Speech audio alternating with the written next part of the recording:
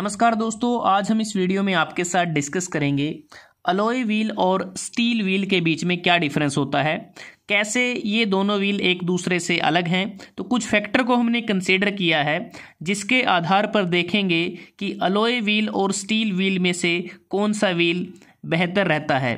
तो सबसे पहले बात करते हैं मटेरियल की।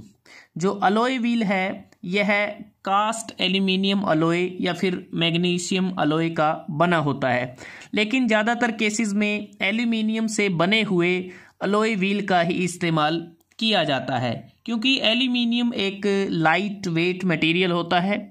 अगर हम बात करते हैं स्टील व्हील की, जो स्टील व्हील है यह प्रेस्ड स्टील से ये बना होता है और स्ट्रॉन्ग मटेरियल होता है। अगर हम बात करते हैं अपीयरेंस की या फिर डिज़ाइन की, जो अलॉय व्हील हैं आजकल अगर ज़्यादातर जितनी भी गाड़ियां हम अपने इर्द गिर्द देखते हैं तो सभी में हमें ये अलॉय व्हील नज़र आते हैं। दिखने में काफ़ी सुंदर होते हैं, काफ़ी शाइनी होते हैं, काफ़ी ज़बरदस्त डिज़ाइन इनका हमें देखने को मिलता है। ये देखें, आप डायग्राम में देखें तो अलग अलग वेरिएंट आपको डिज़ाइन के इसमें नज़र आते हैं। काफ़ी इंट्रिकेट शेप भी इसमें बनी होती हैं डिज़ाइन में, और एक प्रकार से इसमें हमें ज़्यादा जो स्पोक्स बने होते हैं इनका ज़्यादा ऑप्शन हमें मिल जाते हैं और काफ़ी अट्रैक्टिव भी लगते हैं ये देखने में। अगर इनके कंपैरिजन में हम स्टील व्हील को देखते हैं, जो स्टील व्हील होते हैं ये वैसे तो ब्राइट होते हैं, लेकिन इस केस में जो स्टाइल होता है, जो स्पोक का डिज़ाइन होता है वो लिमिटेड होता है। उसके बाद कास्ट एबिलिटी ऑफ रिम, जो ये अलॉय व्हील है इसमें अगर हम बात करें, इसको बड़ी आसानी से कास्ट किया जा सकता है। इसे कास्टिंग से भी बनाया जा सकता है, फोर्जिंग प्रोसेस के द्वारा भी बनाया जा सकता है। कारों में इस्तेमाल होने वाले अलॉय व्हील कास्टिंग के द्वारा बनाए जाते हैं। हैवी व्हीकल में इस्तेमाल होने वाले अलॉय व्हील फोर्जिंग प्रोसेस के द्वारा बनाए जाते हैं। जबकि जो स्टील व्हील होते हैं इनको कास्ट करना थोड़ा सा डिफ़िकल्ट रहता है। Number of pieces in a rim, इसका मतलब ये है कि जो रिम होता है वो कितने नंबर ऑफ पीसीज से मिलकर बना होता है। दोनों के केस में सेम ही है। अलॉय व्हील ये सिंगल पीस में भी हो सकता है और 2 पीसीज से भी मिलकर बना हो सकता है। उसी प्रकार जो स्टील व्हील है यह भी सिंगल पीस या 2 पीसीज में मिलकर बना हो सकता है। उसके बाद बात आती है रिम विड्थ की। जो रिम विड्थ है, रिम विड्थ की अगर हम बात करें, ये वाला जो पोर्शन है कि इसकी जो रिम की जो विड्थ है वो अलॉय व्हील के केस में ज़्यादा होती है, और जिससे क्या है कि जो वाइडर रिम हमें मिल जाता है और इस पर हम क्या है कि वाइड जो टायर होते हैं उसको फिट कर सकते हैं, जिससे क्या है कि रोड का जो एडहेशन है वो बढ़ जाता है और व्हीकल को स्टेबिलिटी मिलती है। लेकिन स्टील व्हील के केस में जो रिम की विड्थ है अलॉय व्हील के कंपैरिजन में वो कम रहती है। अब बात करते हैं वेट की।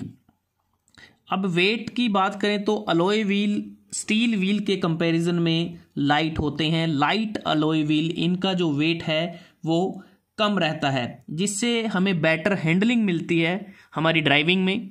लेकिन जो स्टील व्हील्स होते हैं ये काफ़ी हैवी वेट होते हैं, और जिससे क्या है एक एक्स्ट्रा इनर्शिया जनरेट होता है इसके हैवी वेट के कारण। और कई बार क्या है कि जो ड्राइव ट्रेन जब ब्रेक होती है तो उसमें भी इसके वेट का ही मेन कारण रहता है। Effect on up spring weight of suspension system.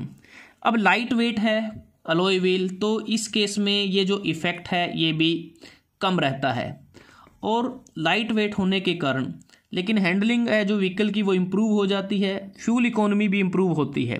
लेकिन स्टील व्हील के केस में जो इफ़ेक्ट है up spring weight of suspension system पर वो ज़्यादा रहता है, और जिससे क्या है सस्पेंशन सिस्टम पर स्ट्रेन पैदा होता है और जिससे फ्यूल इकोनॉमी भी कम हो जाती है। उसके बाद है ड्यूरेबिलिटी और डिफॉर्मेशन अंडर लोड। अब ड्यूरेबिलिटी की अगर हम बात करते हैं, अलॉय व्हील की जो ड्यूरेबिलिटी है वो कम होती है। इसका मतलब ये है कि कम मजबूत हम इसको कह सकते हैं, क्योंकि इसमें क्या है कि ये बैंड हो सकता है और इसमें जो क्रैकिंग है वो भी आसानी से आ जाती है।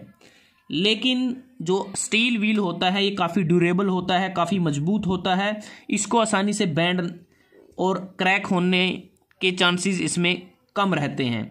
डिफॉर्मेशन अंडर लोड की अगर हम बात करें, डिफॉर्मेशन अंडर लोड इसमें ज़्यादा होता है अलॉय व्हील के केस में, क्योंकि नॉर्मली क्या है कि इसमें क्रैकिंग आ जाती है, और जो डिफॉर्मेशन अंडर लोड है स्टील व्हील का अलॉय व्हील के कंपैरिजन में कम होता है। उसके बाद है हीट डिसिपेशन।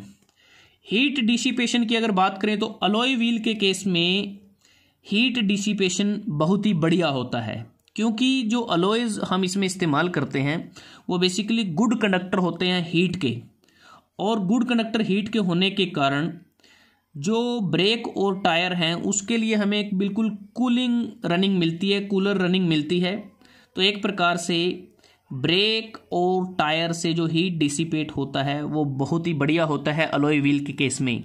लेकिन जो स्टील व्हील है यहाँ पर अलॉय व्हील के कंपैरिजन में हीट डिसिपेशन कम होता है। दूसरी बात अगर हम देखें, यहाँ पर जो स्पोक्स बने होते हैं इसके जो डिज़ाइंस में, यहाँ से एयर भी ज़्यादा एंटर करती है तो कूलिंग रहती है, ज़्यादा हीट डिसिपेट हो जाती है। अगर यहाँ पर अगर हम स्लोट देखते हैं स्टील व्हील के केस में, काफ़ी कम एयर जो है वो एंटर करती है throughout the wheel as comparison to alloy wheel. उसके बाद है impact and fatigue strength. Impact and fatigue strength की बात करें, अलॉय व्हील की स्ट्रेंथ कम होती है और जो स्टील व्हील की जो स्ट्रेंथ है वो ज़्यादा होती है, काफ़ी स्ट्रोंगर होते हैं, और जिसके कारण ये वाइब्रेशन को, शॉक लोडिंग को ये बियर कर सकते हैं, और जो ग्रेवल्स के लिए रेजिस्टेंस प्रोवाइड करते हैं, कोई पीटिंग, कोई अगर कह सकते हैं रोड में कोई खड्डा वगैरह आ जाता है तो उसको भी काफ़ी आसानी से ये बियर कर सकते हैं, जो भी उससे शॉक लगने वाला है। उसके बाद है fuel efficiency. Fuel efficiency alloy wheel के केस में बहुत बढ़िया है, क्योंकि इसका ओवरऑल जो वेट है वो कम हो जाता है, क्योंकि जो व्हीकल का वेट भी कम होगा, क्योंकि जो अलॉय व्हील है उसका वेट कम है, और जो फ्लाई व्हील जो इफेक्ट होता है व्हील का वो कम एनर्जी को अब्जॉर्व करता है, और जिससे क्या है फ्यूल कंजप्शन की सेविंग होती है।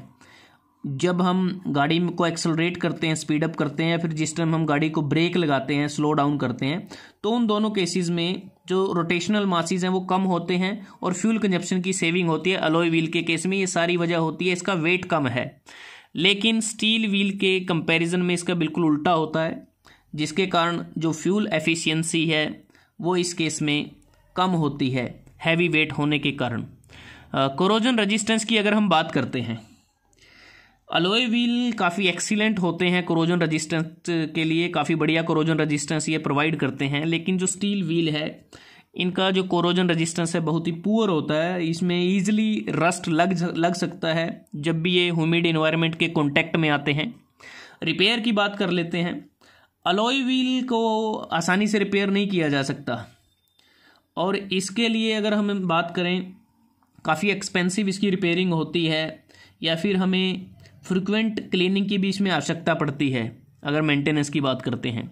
स्टील व्हील के केस में इसको बड़ी आसानी से रिपेयर किया जा सकता है, और क्योंकि जो स्टील व्हील है एक प्रकार से मेलिएबल भी होते हैं, और दूसरा इसमें अगर कोई बैंड वगैरह हो जाता है थोड़ा बहुत तो उसको हम सीधा हैमरिंग के द्वारा हैमर करके भी उसको ठीक किया जा सकता है। कॉस्ट की बात करते हैं, अलॉय व्हील स्टील व्हील के कंपैरिजन में एक्सपेंसिव होते हैं, तकरीबन 50% कॉस्ट इनकी ज़्यादा होती है स्टील व्हील के कंपैरिजन में, और जो स्टील व्हील हैं अलॉय व्हील के कंपैरिजन में चीप होते हैं, सस्ते होते हैं। उसी प्रकार से मटेरियल कॉस्ट की भी अगर हम बात कर लेते हैं, जो अलॉय व्हील का मटेरियल कॉस्ट है वो भी ज़्यादा एक्सपेंसिव होता है, जबकि स्टील व्हील का चीप होता है। तो दोस्तों आज हमने इस वीडियो में आपके साथ डिस्कस किया अलॉय व्हील और स्टील व्हील के बीच में क्या क्या डिफरेंसेस होते हैं, कैसे ये एक दूसरे से अलग हैं। तो दोस्तों अगर आपको वीडियो अच्छा लगा आप इसको लाइक कर सकते हैं, शेयर कर सकते हैं अपने दोस्तों के साथ, स्टूडेंट्स के साथ। जल्दी हाजिर होते हैं एक नए वीडियो के साथ, तब तक के लिए धन्यवाद। आपका दिन शुभ रहे।